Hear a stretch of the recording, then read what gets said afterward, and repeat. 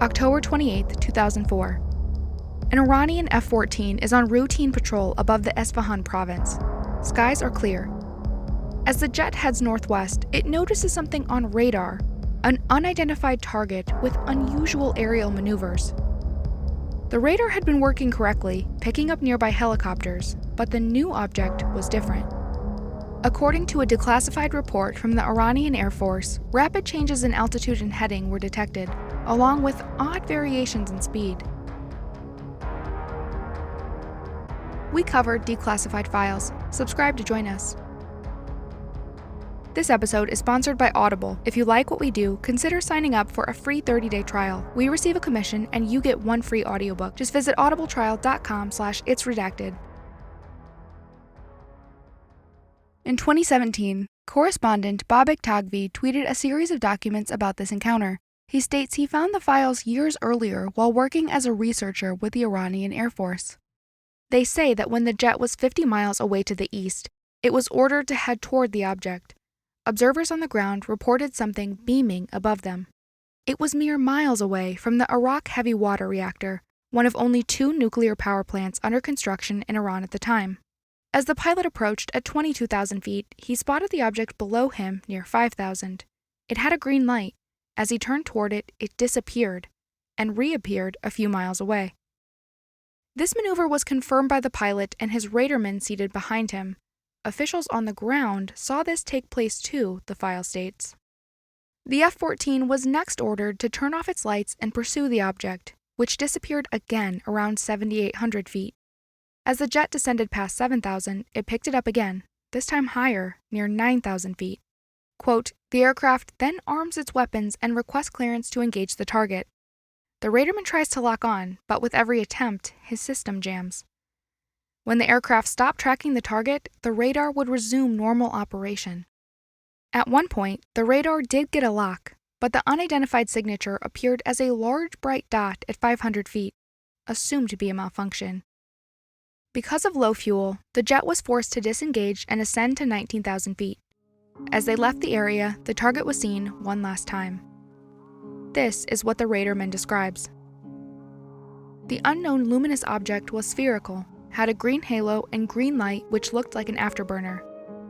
Its speed was clocked at Mach 7 or higher, faster than the X-15, the quickest manned aircraft in history, and near the fastest unmanned aircraft, the X-43A, that hit Mach 9.6 in 2005.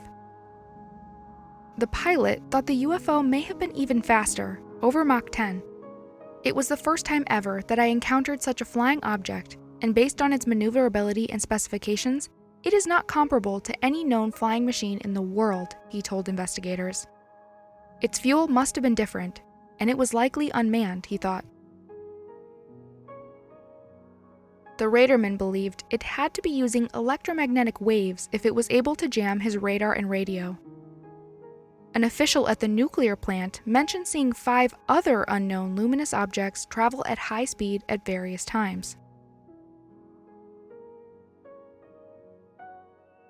5 years later, the Iranian Air Force studied this and other sightings near nuclear assets. They found several characteristics. UFOs can momentarily disappear when engaged. They can quickly change direction when they feel threatened. They sometimes choose to depart via sudden and unusual changes in trajectory. And other times, UFOs do engage military jets in aerial dogfights leading to emergency landing or loss of life.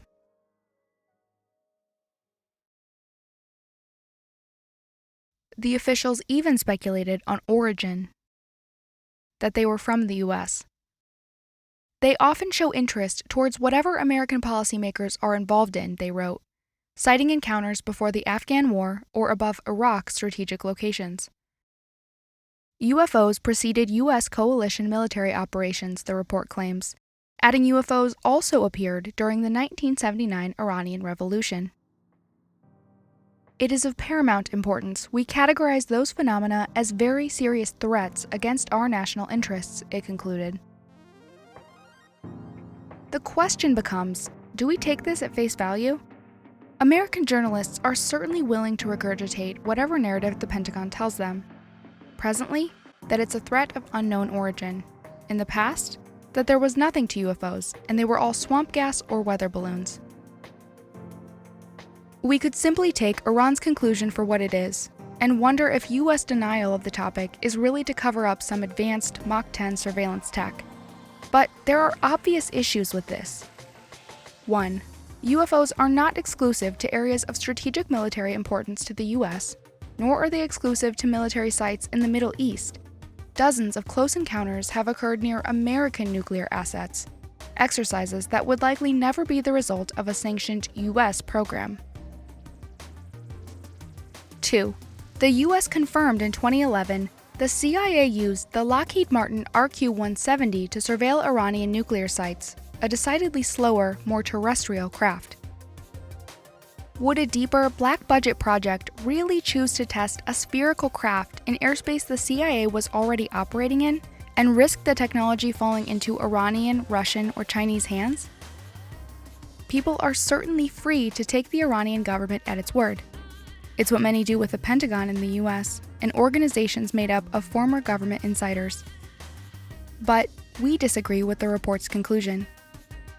These objects are likely unidentified, though you're free to disagree with us. Let us know your thoughts in the comments. And special thanks to anyone who signs up for the free 30-day trial of Audible. We receive a commission, and it's extremely helpful to support ongoing operations here. And you get a free audiobook of your choice. We recently listened to Penetration, Ingo Swann's autobiography about remote viewing humanoids on the moon. Hard, if not impossible to verify? Yes. Entertaining? Also yes. Just visit audibletrial.com/itsredacted or click the link below. Special thanks to our patrons, including Rail Overlord of NJ. Thanks so much. See you next time.